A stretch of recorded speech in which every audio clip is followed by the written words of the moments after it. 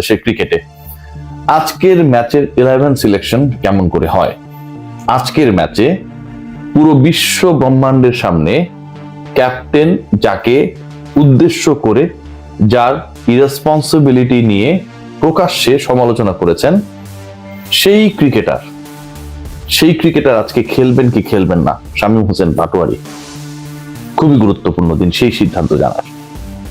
যদি তিনি বাদ পড়েন, লিটন কুমার দাসের কলেজে শেষ পর্যন্ত শামীম হোসেন পাটোয়ারিকে বাদ দেওয়া হবে, সেটা নিয়ে কোনো ধরনের সংশয় সন্দেহের সুযোগ নেই। যদি এটা ঘটে, গতকাল যে ঘটনাগুলো ঘটেছিল, বিভিন্ন জায়গা থেকে বিভিন্ন খবরে জানা গেছে লিটন কুমার দাসকে শামীম হোসেন পাটোয়ারি আনফলো করে দিয়েছে ইনস্টাগ্রাম। গতকাল রাতে 3 থেকে 4 জন ক্রিকেটারের সাথে কথা হয়েছে। বাংলাদেশ দলের এই মুহূর্তের ভেতরের অবস্থা ভয়ঙ্কর, থমথমে, অস্থির, ডার্টি একটা সিচুয়েশন ক্রিয়েট হয়ে আছে। গ্রুপিং এর কারণে পুরো দলে অস্থির অবস্থা, কে থাকবেন কে টিকবেন কেউ জানে না।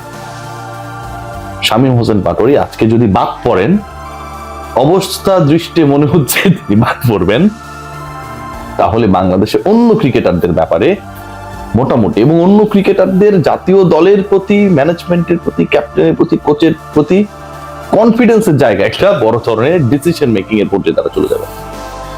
সেকেন্ড পয়েন্ট যেটা, 11-এ কে ঢুকতে যাচ্ছেন, কে থাকছেন, সব যদি ঠিক থাকে, আজকের ম্যাচে এটা মোটামুটি নিশ্চিত that Zakir Ali Anik is going to B the part of this 11। 11 সদস্যের যেই দলটা, যে ক্রিকেটাররা, যে কন্টিনজেন্ট মাঠে নামবে, জাকির আলী অনিক ব্যাক করছেন। কার জায়গায়, সেই আলোচনায় শামীম হোসেন পাটোয়ারিকে নিয়ে, শামীম হোসেন পাটোয়ারির বাদ পড়া নিয়ে সবচেয়ে বেশি আলোচনা। 11-এ চমক রয়েছে। ব্যাটিং অর্ডারে পরিবর্তন বলতে আসলে এখন পর্যন্ত যতটুকু মনে হচ্ছে ওই একটাই, লোয়ার মিডলের যে জায়গাটা রয়েছে অথবা ফিনিশিং রোলে যে জায়গাটা রয়েছে, সেখানটায় পরিবর্তন ছাড়া ব্যাটিং অর্ডারে আর কোনো পরিবর্তন হওয়ার সম্ভাবনা কম। তবে বোলিং ডিপার্টমেন্টে একটা বড় পরিবর্তনের আভাস রয়েছে। ব্যাটিং ডিপার্টমেন্টে কোথায় পরিবর্তন হচ্ছে একটু যদি আপনার সাথে শেয়ার করি। টপ অর্ডারে যেটা আমরা দেখেছিলাম, সাইফ হাসান এবং তার পার্টনার হিসেবে তানজিদ হাসান তামিম। তানজিদ হাসান তামিম খুব বেশি রান করতে পারেননি, 5টা বল টিকতে পেরেছিলেন, 15 রান করেছেন, কিন্তু তার ওই ব্যাটিংটা অন্তত পাওয়ার প্লেতে শুরুর ওভারে বাংলাদেশকে একটা কনফিডেন্স দিয়েছিল। যেই ক্যাচটা তার ধরা হয়েছিল, রোমারিও শেফার্ড যে ক্যাচটা নিয়েছিলেন, সেটা আমার কাছে মনে হয় যে পুরো ওয়েস্ট ইন্ডিজ টিম যে অসাধারণ ফিল্ডিং করেছিল লাস্ট ম্যাচে, তার বিগিনিং ছিল, and that was the best moment they created. So আমার কাছে মনে হয় Tanzid Tamim, he was in a very very good note, but continue করতে পারেননি। আজকে তার জন্য একটা দারুণ সুযোগ রয়েছে। তার পার্টনার হিসেবে আমরা সাইফকে দেখতে পাবো বলে যতটুকু মনে হচ্ছে। 3-4 এর যে জায়গাটা রয়েছে, সেই জায়গায় কাকে আমরা দেখতে পাই, বা সেই জায়গাটা আসলে কার সম্ভাবনা জায়গাটা সবচেয়ে বেশি এগিয়ে, খেয়াল করে দেখবেন যে তাওহিদ হৃদয়কে নিয়ে অনেক সমালোচনা রয়েছে, অনেক আলোচনা রয়েছে, এবং তাওহিদ হৃদয়ের প্লেসটা নিয়ে অনেক ধরনের ডিসকাশন রয়েছে। তাওহিদ হৃদয় গত ম্যাচে ফেল করেছেন, রেসপন্সিবিলিটি নিভাতে পারেন নাই। ষষ্ঠ ব্যাটার হিসেবে তিনি যখন আউট হয়ে গেছেন, তার পরবর্তী সময় বাংলাদেশ ফাইট ব্যাক করেছে, এবং তার পরবর্তী সময় বাংলাদেশ যখন তাওহিদ হৃদয় আউট হয়ে যাওয়ার পরে ফাইট ব্যাক করে, তখন পুরো ব্যাটেনটা, রিলে রেসের ব্যাটেনটা আসলে ক্যারি করেছে বাংলাদেশের বোলিং ডিপার্টমেন্টে যারা ছিলেন তারা। সো তাওহিদ হৃদয় আজকের ম্যাচে থাকবেন কি থাকবেন না বড় প্রশ্ন। Salauddin and his company, they want Towhid Hridoy in 11, but overall সবকিছু মিলিয়ে মনে হচ্ছে তাওহিদ হৃদয়কে যদি জাকির আলী অনেককে জায়গা দিতে হয়, এবং যদি সেই জায়গাটা দিতে গিয়ে শামীম হোসেন পাটোয়ারিকে ড্রপ করতে হয়, সমালোচনা হতে পারে। আগের দিন ক্যাপ্টেন তো ব্ল্যান্ডার করেছেন, ক্যাপ্টেন সবার সামনে বলতে পারেন না, কোনোভাবেই পারেন না। যেহেতু এই ঘটনাটা তিনি ঘটিয়েছেন, শামীম হোসেন পাটোয়ারি যদি আজকে বাদ পড়া নিয়ে আরো বড় ধরনের ঘটনা ঘটে, সেটাকে এড়ানোর জন্য জাকির আলী অনেককে খেলাবেন, বাদ দিবেন তাওহিদ হৃদয়কে, এরকম একটা অপশনও আসতে পারে। 6 জন ব্যাটসম্যান সেক্ষেত্রে যদি হয়, নাম্বার 4-এ আমরা হয়তো জাকির আলী অনেককে দেখবো, যেটা আনবিলিভেবল আমার কাছে মনে হয়। নাম্বার 5-এ শামীম হোসেন পাটোয়ারি, নাম্বার 6-এ নুরুল হাসান চৌহান।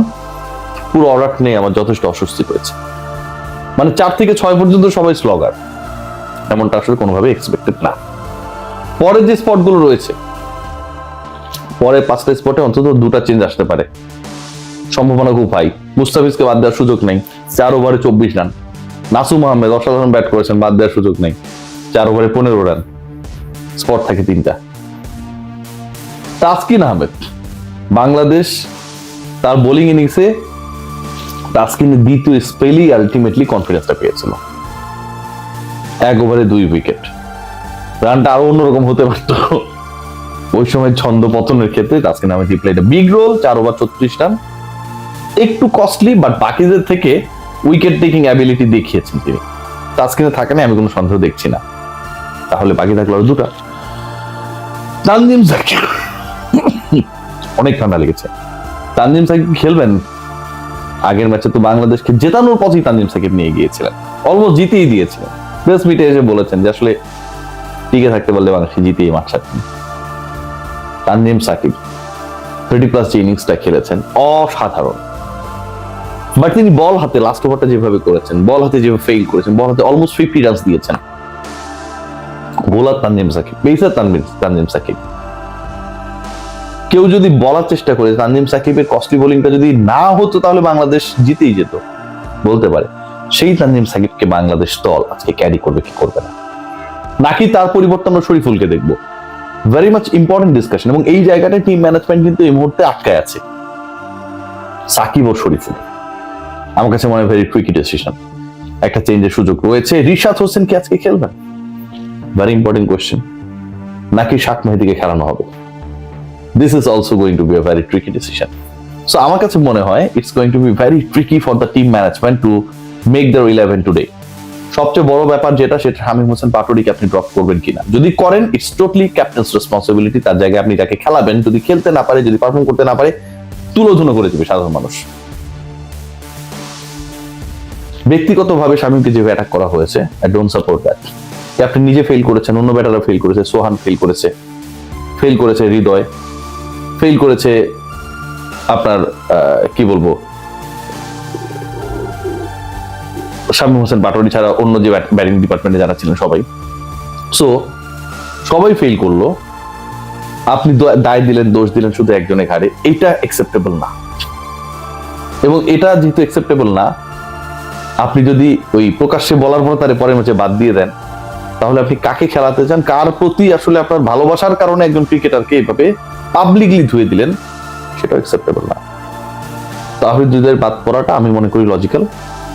তাওহিদের বাদ পড়লে মিডলটা কি হবে সেটা নিয়ে আসলে একটা বড় প্রশ্ন। স্লগিং এ রয়েছে 3 জন, এরা যদি সবাই খেলে সেটাও একটা অদ্ভুত ব্যাপার হবে।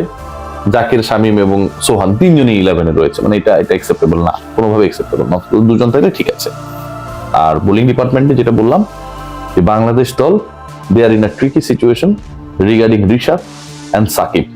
রিশাদ ব্যাটিং পারেন, বোলিংটাও ভালো পারেন, ভালো করেছেন উইন্ডিজের এগেইনস্টেই। এখন আপনি রিশাদকে আজকে কি ড্রপ করবেন না খেলাবেন? যদি ড্রপ করেন, শাক মাহাদির রিস্ক আপনি নেবেন কিনা? তানজিম সাকিব অসাধারণ ব্যাট করেছে, বাংলাদেশকে জয়ের পথে নিয়ে গিয়েছিল, তাকে যদি ড্রপ করেন, শরীফুলকে খেলাবেন? তার উপর কি সেই আস্থা রয়েছে? Let's see what happen. সবাই ভালো থাকবেন, আমার জন্য দোয়া করবেন, শরীরটা ভালো। Take care.